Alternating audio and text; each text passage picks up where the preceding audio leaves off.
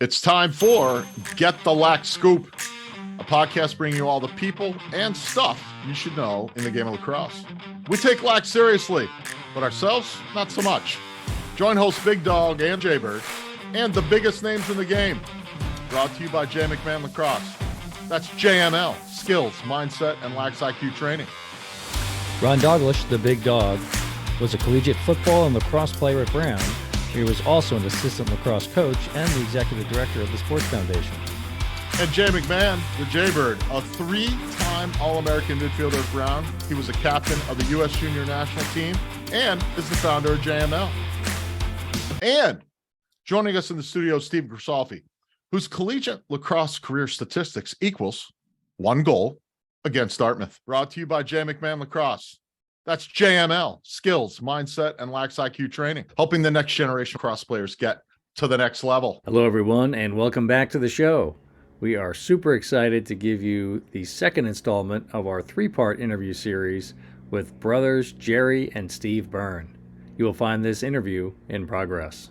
My brother was a perfect fit, but my brother was smart. He is a great writer. The fact that, you felt behind as a writer, it's one of his great skills and gifts. My only skill.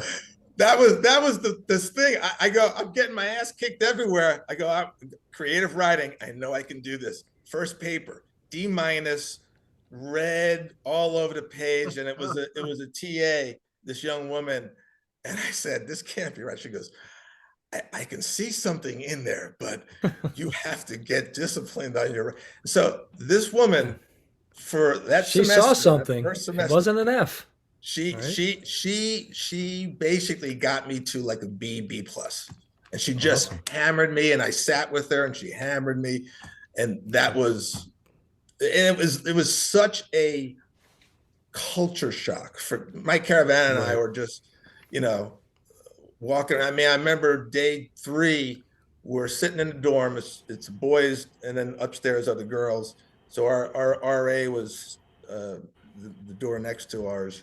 So he has everybody sitting in the hall to introduce himself. So I'm sitting right next to him, and Mike's sitting next to me. So he goes this way, and it's all these guys from Georgia, North Carolina, Virginia. And one guy's a 7th generation UVA guy, and my daddy, and my daddy, and now me. And then it comes to Mike. And so Mike's like, Mike Caravana, Floral Park, New York. That's it.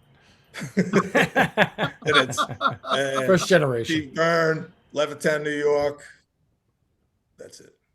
And then everybody's like staring at us like we had 3 heads. And then one of the guys goes, now, none of you boys are going to be robbing us, are you?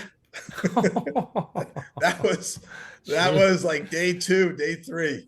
It took their locks out. But I mean, my recruiting, I loved it. If they got me in, they got me in. It was a joy. It was a joy to go to school there. Some of my best friends from my fraternity and from my teammates, I still talk. I got changed with all those guys. Ace was a gentleman, but he could snap if you didn't do something that he told you to do. And so he'd get a little scary every now and then, but he was, disciplinarian type.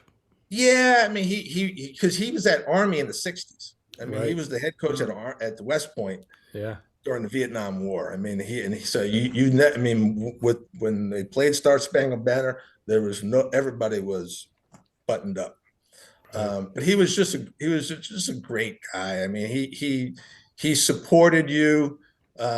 He took care of me. Eventually he gave me a full scholarship, which was big time for me. That's great. Sounds like you earned it for sure. Yeah. The cool thing was, my first year going to a national championship. That was, even though my school, the pressure of school, it was real. So when I got to practice, it was like I'd turn that off and then I'd take it out in practice. and Right. and it helped balance. But we had a great team. It's probably one of my favorite top 3 or 4 teams that I've ever been on. We had great leadership, seniors. Everybody knew what their roles were. We were competitive. Steve And Krause, Garden City I was guy. just going to say, was Steve Krause on that team? He Steve was, Krause was on our team. Yeah. Yep. Right. I think, Is that, yeah, and you guys played Hopkins in the finals? Was that right? played Hopkins in the final. Right. You know, and Ace, Ace was very conservative. Mm-hmm. So if you watch that tape, which we all have on the team, and is in the first overtime, we have a fast break, and it's a 2-on-1, and coach calls a timeout Oh man. as Pat Finn is shooting and scores, Oh and my they gosh. nullify it. Oh boy. That was the game. That is rough. And we You never think about that, Steve, right? It never comes up. never, no, Nah, never. nah. Every time they show it. I mean, they show it every now and then. The best thing though in that year was Hopkins came down. This is in the 70s, and this is when ESPN just started. So this is 1980, and we got, I don't know, 15,000 fans in Scott Stadium. We're number 3 or 4. They're number 1, 25-game winning streak. They have the band is down there. They did the stupid chant, 1, 2, 3, 4. We want more. Right. So they go up. So their fans came down, and they painted JHU number 1 big on the brick wall behind our bench. Really? And then they put JHU number 1 at the face-off X, and then some other places on the field. Ooh. And the assistant athletic director comes running into our locker room. He says, they painted the field. And we're like, what are you talking about? So everybody was fired up. Yeah. And it was a great back and forth game. But we ended up beating them and breaking the 25-game winning streak. So that was nice. That was a great memory. That's something to remember. Right. Yeah. Exactly. That's awesome. Now, Gerry, how about you playing for Coach Garber? Were you one of Garber's Gorillas? Tell us what your highlights of your college career were, and tell us about Coach Garber. Coach Garber was like getting coached by like Robert Mitchum, the famous like 1960s handsome, like charismatic guy who, there's a lot of coaches that come out of Springfield College, and he was a Springfield College grad because it's a big PE school, and so he had been there, and he was just, he wasn't an X's and O's guy. He was more about kind of the group and the culture, and he always had young assistants that did most of the coaching. So he was more like a CEO. He lived, his house was right. You played at Boyden Field, now Garber Field, when you guys were in college. So he lived right in Southwest, which was the residential area that I lived, and his house was right across the street from the entrance into my dorm. So he would shuffle home for lunch, and he was intentionally funny at times and unintentionally funny. He had a real salty, kind of snarky sense of humor. Like he would, he could kind of dress you down with his wit a little bit, which which is not like, being like, someone once told me that, you can be anything to a player but sarcastic. You can be mean and hard and demanding and stuff like that, but you got to be careful about your your wit and your tongue, because it's really sticky, Right. And he had a way of doing it at times. I think about that a lot as a coach. But no, listen, we had, I was much like it being at Chaminade. People are like, oh my God, you played there. What a great program. I'm like, I played on the last losing team in Chaminade history. Like we lost to 2 high schools that don't even exist anymore. They went out of business. Catholic schools that went out of business. So, and so people are like, oh my God. I'm like, yeah, it appreciated really well.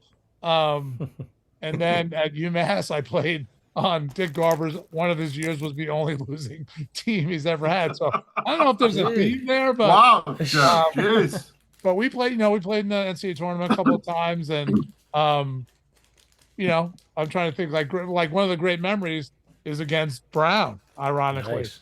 Let's hear So we had lost, my roommate, Rich Abbott, his twin brother, was a Brown grad, Chris. Oh yeah. Oh, yeah. yeah. So, Chris Abbott, so- sure. and I would paint with them in the summer. They had a painting business in Manhasset, and they would, I think the statute of limitation, they had a bet each year against each other, Yeah. as only Manhasset guys to do. In Levittown, it would be like, yo, I'm going to take the two tires off your car as the bet. They were betting real money. And so Brown had beat us 3 times in a row. And we it's so funny. I just had dinner with Rich in Florida, and the other protagonist in this story I just talked to yesterday is, so Rich goes in after 3 years of losing to Brown. He knows we have a guy coming in who's going to be a real difference maker, Sal Locascio. Oh yeah, sure. Oh, yeah. I can argue the greatest goalie in the history. Greatest. He won everything, national team, pro, Right.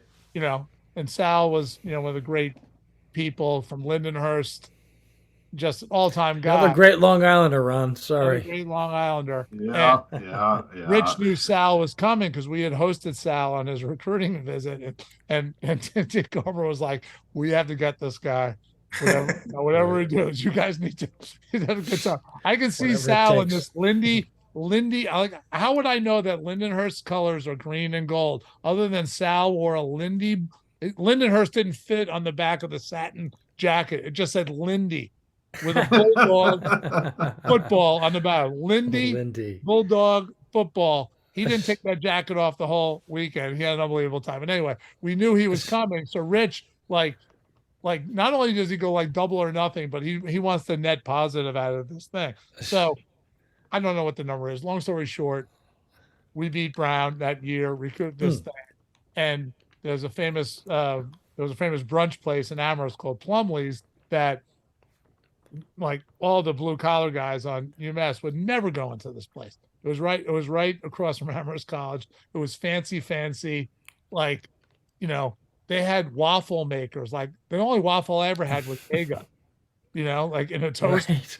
What's a waffle maker? They actually make the waffles right in front of you. You press it down.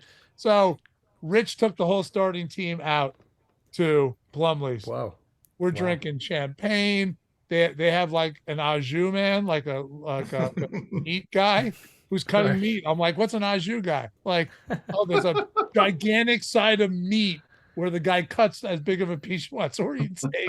So, and he asked you, au jus? You want some au jus? So that was probably one of the great memories. And it was less about Brown and more about like just this unbelievable How much meal do these guys on bet? the next Right. day coming back. And remember, we used to scrimmage Brown, and we'd play Brown in the fall and play in the spring. So this was like familiarity breeds contempt. And there would be a sign at Boyden Field. It would say, "What's the color of?"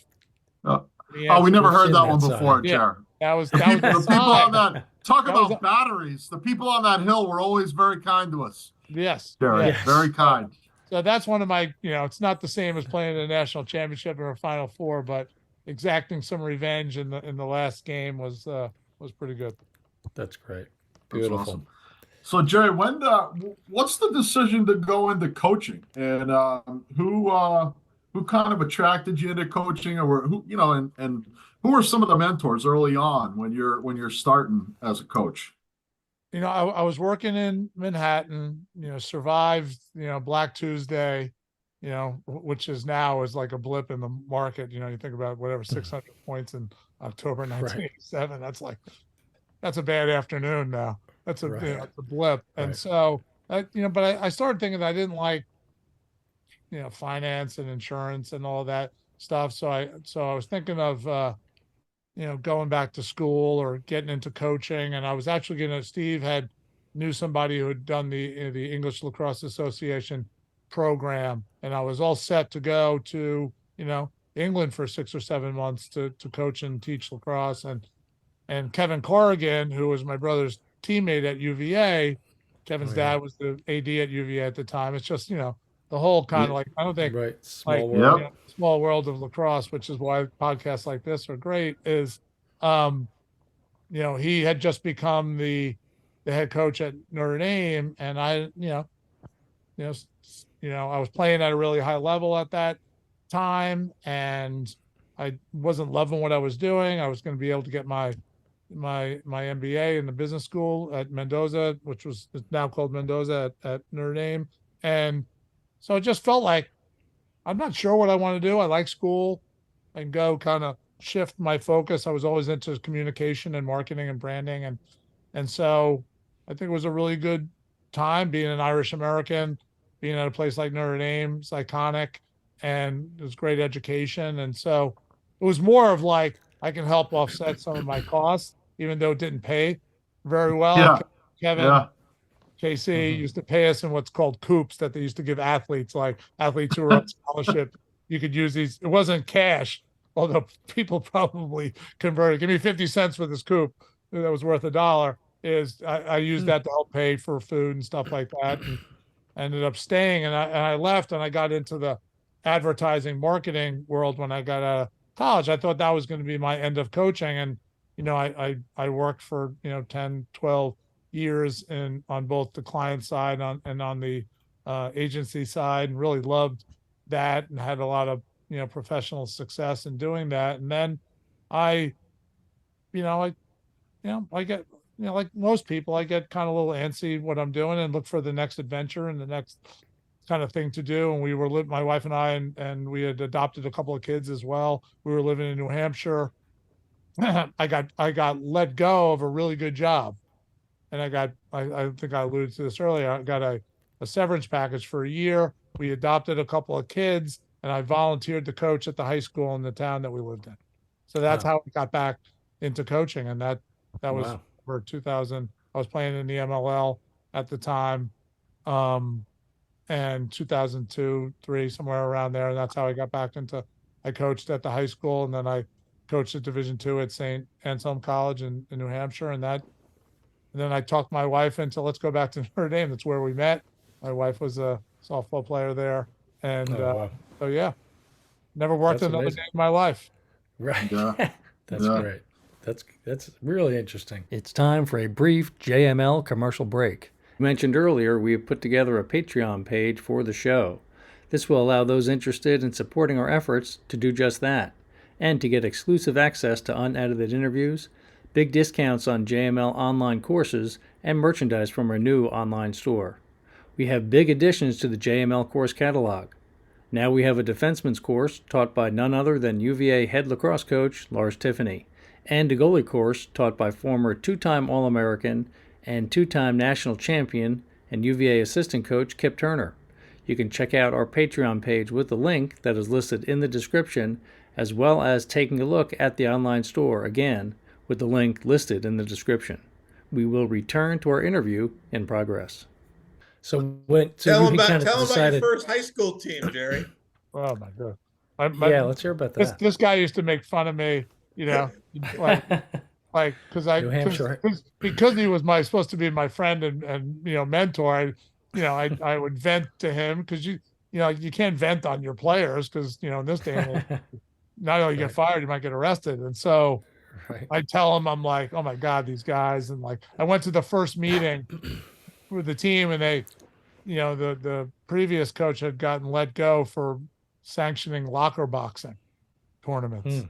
So if you know what locker boxing is, where you put all your equipment on, you punch each other in the face. When you run a tournament? Yeah, I was coming into that scenario. So I was like, I lived in this town. I knew they couldn't find anybody else. I was playing in the MLL at the time. I'm like, there's not a lot of, me's floating around in little Amherst, New Hampshire. And so the first meeting, they were asking about like their custom gloves and stuff like that. I'm like, no, bring a white T-shirt and a marker. That's what, we're not. Yeah.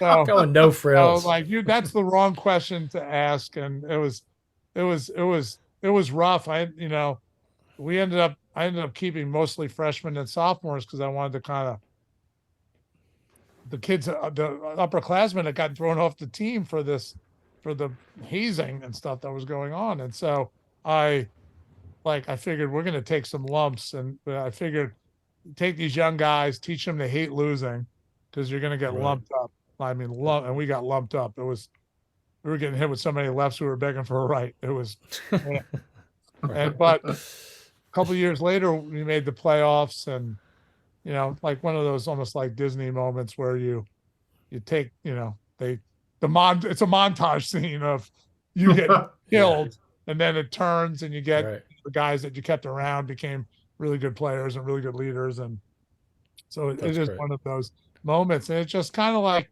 that feeling of those kind of relationships and that kind of transformation that you can have. It doesn't always, rarely ends up in championships, but I remember those guys. I can name their names, and I can see them, and you hunt that same experience that I had at St. A's and definitely had at Notre Dame, and we've had a little bit here at Harvard, so it's, so it's that's kind what of really like, got you hooked into coaching right there. It's truly like one door closed. I talk to my own players and my own children that, life is not up and to the right all the time. Yeah. That's awesome. There's some really crappy days when you get fired or let go, or, but all of those things that closed led to some really good, interesting journeys. I mean, Gerry, it's kind of, doors open. This is what we kind of loved about this podcast. Like, I've known of you and watched you play and coach, and I never knew the sort of path less traveled that you took, both as a player and as a coach, and now it's a great lesson for folks that, as you say, it doesn't have to be a straight line, and here you are coaching at the highest level, at one of the greatest universities in the world. So I think, your path is a pretty cool story. But I think that's the thing we love about it. You learn a lot about people when you just ask these. It's not like when we're sitting around after a Lake Placid game, and these are the kind of questions we're asking. Exactly. We're going more in depth here.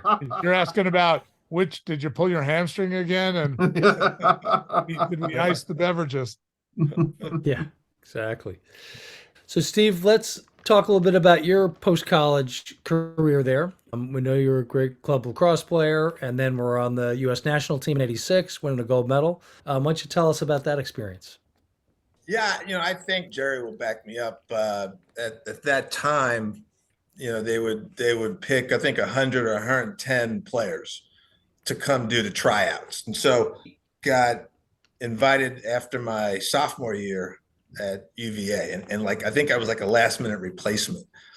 And so I ended up, that's 1980. That's 1981. That's it. 81. Yeah. For the 82 team. So they did a year. They always did a year in advance. Mm-hmm. And so I was doing a camp in Virginia Beach with Tom Duquette and Bruce Arena. Yeah. And Jeff Long. And so Jeff Long, I don't know, I think I was a last minute invite. So Jeff Long goes, okay, I'll drive you up. We're going to go to Baltimore, and then we're going to go to Penn State. Great. So I'm driving with Jeff. He's got, a cooler of beers in the car. We're handing out beers to truckers, as we're driving up to Baltimore. He goes, give that guy a beer. So I get a stick. So we get to Baltimore. We stay at Jimmy Darkangelo's house, another legend who I knew the name, and then I'm like meeting the guy. So we're hanging out and having fun in Baltimore. So then we drive up to Penn State, and it was Friday afternoon, Friday night, Saturday morning, Saturday afternoon, Saturday night, Sunday morning, Sunday afternoon, you go. 2 weekends following. And it was brutal. 14 sessions. 14 sessions.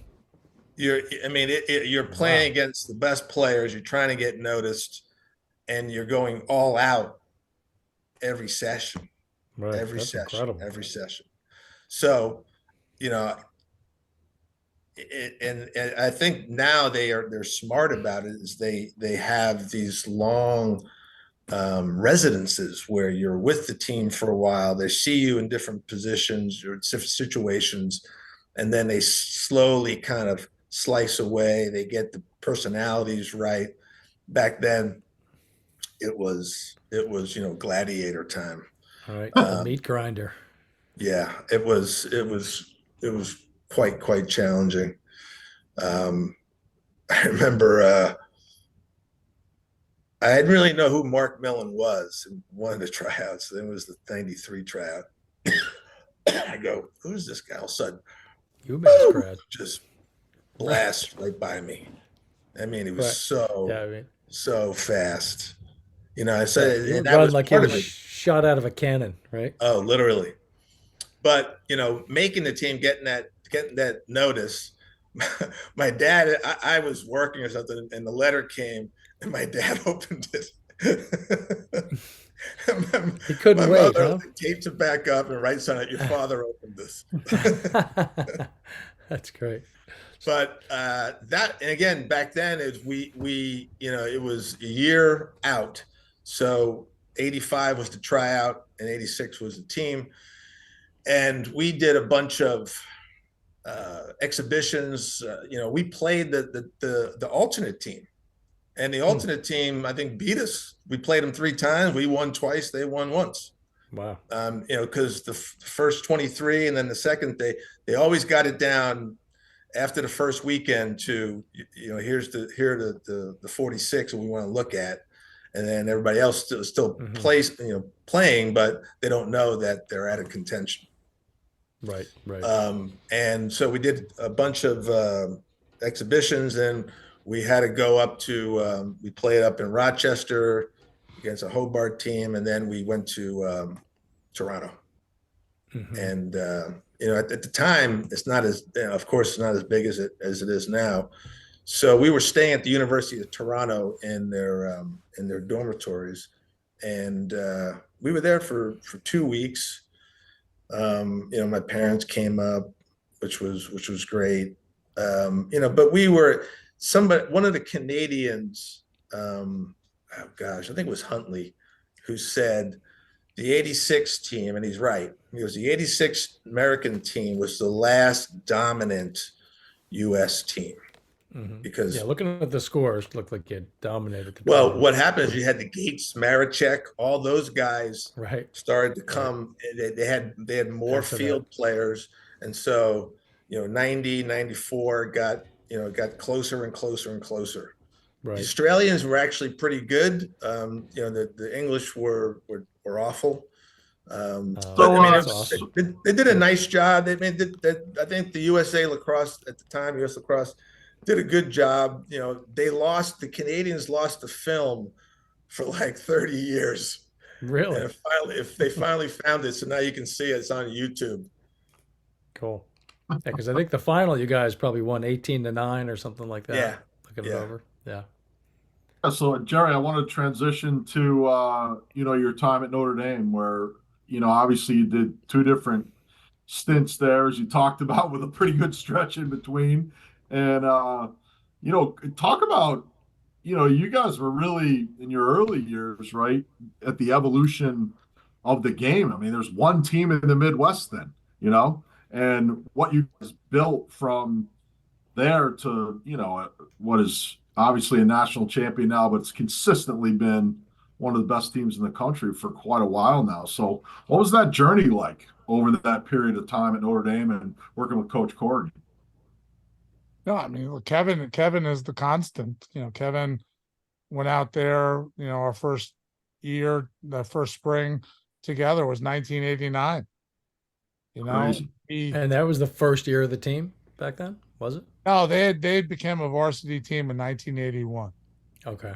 So this guy, Rich O'Leary, who was from East Meadow, which was just Levittown with a few more Italians. Right. Rich O'Leary had been the coach. Rich retired to run the intramurals, and Kevin came in, and his father was the athletic director at Notre Dame at that time. And so, oh wow, okay. It was like for him, it was a lonely outpost. There wasn't any, and I think on a side note, one of the things that Kevin has continued to do is whenever a new team pops up in a non-traditional area, he plays them because he knows he didn't always get the same reciprocation when he was there. So playing, we were together, through his leadership, playing Detroit and Cleveland State and Michigan State when they had a team, Marquette, playing all those teams were, that's why they play that. Right. Gotcha. It's important to do that. So, for the first time out there was just, I knew I was going to get my MBA, and I had never coached before, and I had worked. So, and and you have different kinds of managers, so you pick up whatever, the combination of when you're a coach or any sort of leader of people, you have your own values, and then you have whatever you pulled from your parents or older brothers, influencers, great teachers. It all kind of goes into a stew. So I had no experience in coaching when I went to Notre Dame. So I was able to, and Kevin was fairly new to coaching as well. He had done a little bit more and came from a family of coaches and a family of lacrosse players. At that time, my brother and I were the only people in our family, I think, that had really played lacrosse, maybe one of our cousins. And so you're kind of making it up, but not making it up in the sense of like you're closing your eyes. You're pulling from all your things. Then going and working and continuing to play and, aspiring to be like my brother and try to become a really good player. So that when I got back into coaching, when I got fired from a job, I had a lot more life experience, a lot more playing experience, a lot more exposure to the game, really kind of cemented my thoughts on how to communicate with young people and how to, how less it's about your own credibility as a player. It's more about how do you electrify the best attributes of people. How do you get that thing to plug in?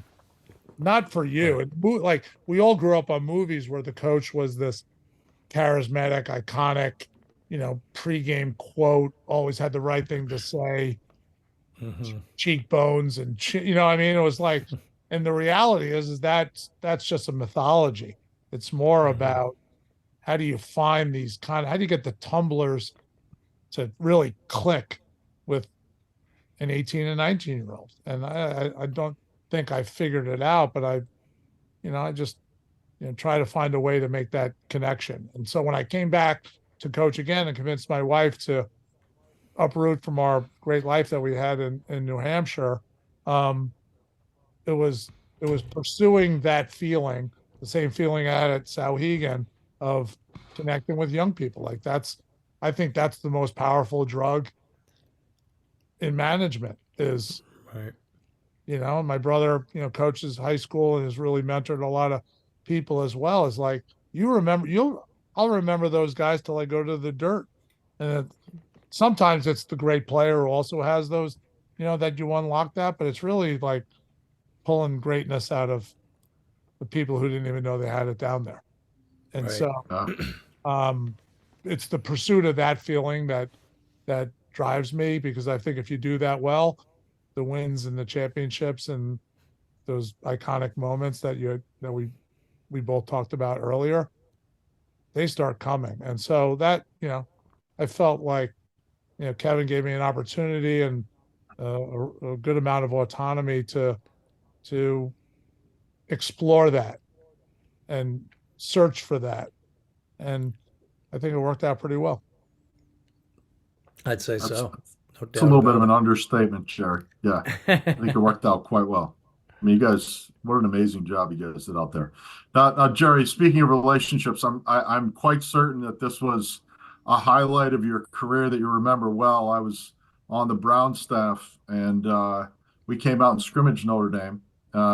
Had to be a huge highlight. Had an indoor scrimmage, and I just want to commend you for the hosting job you did. We were with Coach Jim Finley, had a little Notre Dame roots that got us out there, and you did a hell of a job hosting us at the linebacker that night. I just want to thank you for that experience Notre Dame experience that you gave What'd us. you get, an extra entree or something, Ron? Like, what happened exactly? That's part of the cultural tour in South Bend, the linebacker. Yeah. So I just Messed appreciate up. that. That's awesome.